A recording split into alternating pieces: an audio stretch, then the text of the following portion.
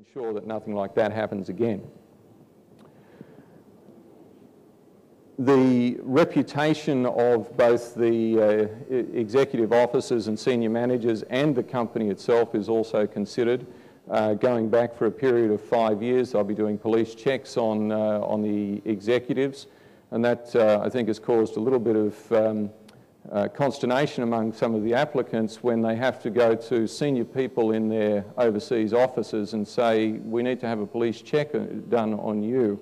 But it's a fairly serious process that they're going through to make sure that things are in order. Once a company is accredited, ongoing checks are maintained. You have to file reports at certain periods indicating the volumes of wheat, destinations you've shipped to, and the qualities that you've shipped to each destination. But to be clear, you are not limited in the tonnage that you can send to any destination or the destinations you can go to. Once an exporter is accredited, they're able to operate in the market as a commercial participant normally would. The other test that is relevant for the wheat export system is that if you wish to be a wheat exporter and you have port terminals that load grain, you have to pass additional tests. Now, in the first 12 months of operation, those tests are going to be fairly straightforward, essentially that you have to post the terms and conditions that you will offer to third-party users of your ports who wish to export grain. You have to post those terms and conditions publicly on your warehouse, and those have to be subject to scrutiny.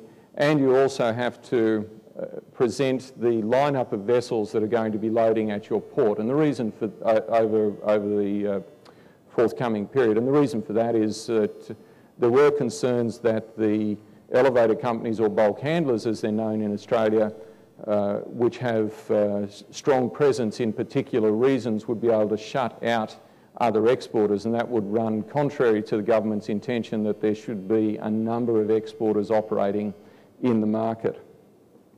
From the beginning of September 2009, the test for an accredited exporter who also operates a port facility will actually get a little bit tougher, and they will have to have the terms and conditions that they're offering in the marketplace for the use of their facilities approved by the Australian Competition and Consumer Council.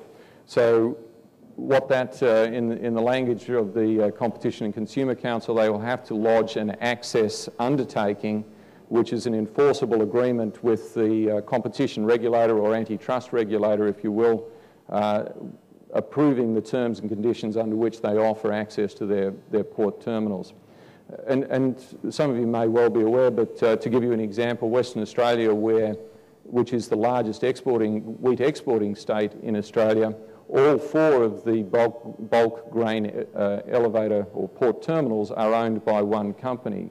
So in contrast to, for example, the Mississippi River in the US Gulf market, where an exporter who does not own his own terminal can go to one of a number of different terminal operators and try and seek throughput, an exporter such as ourselves in Western Australia doesn't have an alternate supplier of those services. We have to use those that are provided by CBH, and hence the introduction of this access test. During the period where government was considering changes to the significant changes to the wheat export system, they also thought about things which would be important industry functions that AWB had previously carried out and how those would be continued. And I've listed the major ones there with wheat breeding and variety classification, with quality standards and general industry promotion. Government organised a panel of experts to look into these things from industry, and that committee advised that the services could be adequately managed by industry participants or bodies that are active in the Australian wheat industry other than just AWB, and so that these issues should not be an impediment to the reforms that were introduced. Oversight of wheat breeding and variety classification will be managed by the Grains Research and Development Corporation, or the GRDC. And the GRDC is a partnership between government and the Australian grain industry, whereby which seeks to invest in research and development for the benefit of Australian grain growers and the Australian government. The GRDC says its vision is for a profitable, internationally competitive and ecologically sustainable grains industry. Now, the GRDC has been involved in wheat breeding in Australia for some time. They've coordinated programs of breeding new varieties in Australia, but they've also been part of the classification system for when new varieties are approved and classified as to whether they're a hard wheat like an H2 or a softer wheat like an ASW. So there should be a very good continuity from the system that existed previously with AWB and what we'll be moving into with the GRDC overseeing that process. Quality standards. These are the standards as far as the deliveries that growers make when they're delivering grain to their local elevator. What is the acceptable standard? And these are going to be managed by the National Agricultural Commodity Marketing Association, which NACMA, as it's called, has brought together a number of different bodies in the Australian grain industry over the last 10 or 15 years that it's been in existence. AWB is a member, we're a member, all of the elevator companies are members, a number of grower organisations are members. NACMA has been managing quality standards for coarse grains, oilseeds and other commodities in Australia for a number of years and has worked closely with AWB in previous years in implementing the standards that were previously set by AWB. NACMA has already taken over that function of setting the new quality standards in Australia, and with that, again, we should see very good continuity of from the old system to the new.